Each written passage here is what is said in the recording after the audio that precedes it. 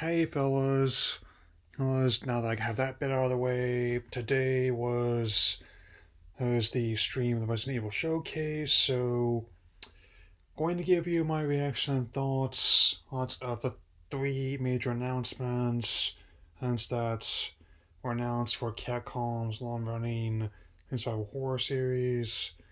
He's and I'll definitely be able to do this easily in descending order from my most anticipated to my least anticipated, which should be fairly easy to pick with most everyone else. Let's start with the big one, Resident Evil 8, which is a sequel to Resident Evil 7 Biohazard.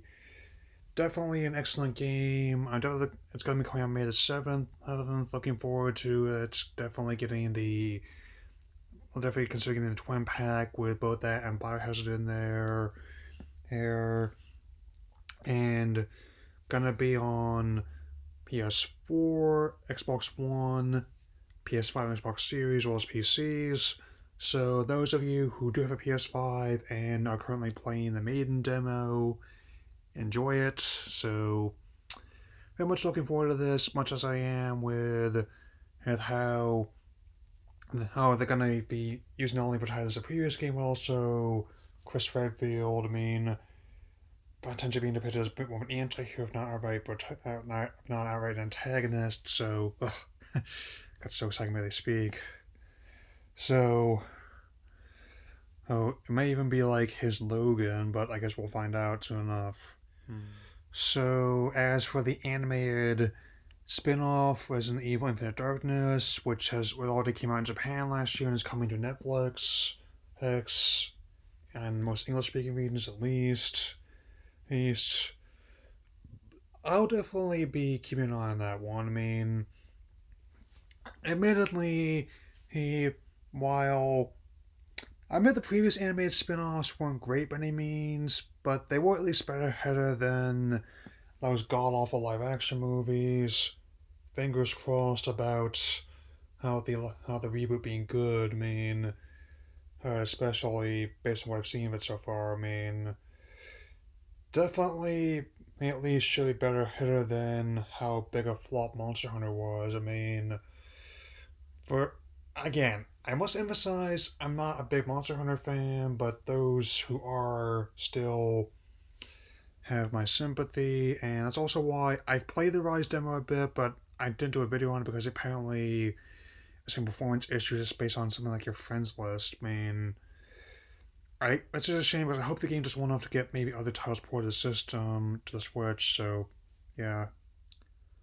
Lastly, we have Resident Evil Reverse, which definitely shows the mentality of this one, where on one hand, it's the 25th anniversary crossover of the major characters from the entire history of the series, which on paper sounds cool given how many great characters are in the series.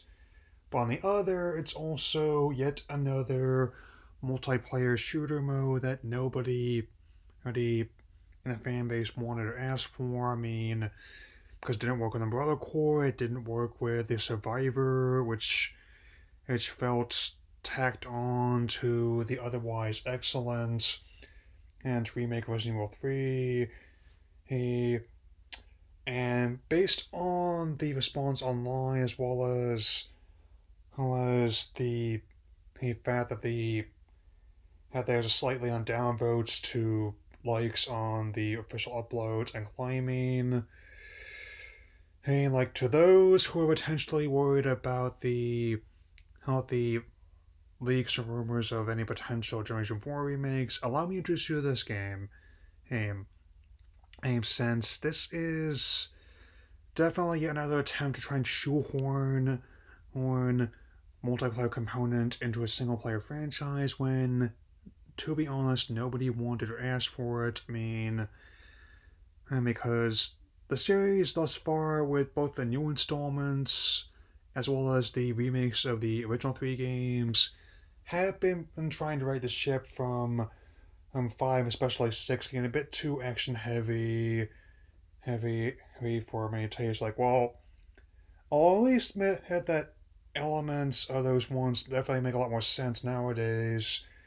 Is I think trying to take a franchise that's definitely built on horror in many ways, where the action tends to complement instead of overshadowing it, trying to go full on in an attempt to ride Call of Duty's coattails, basically went about as well as you'd expect.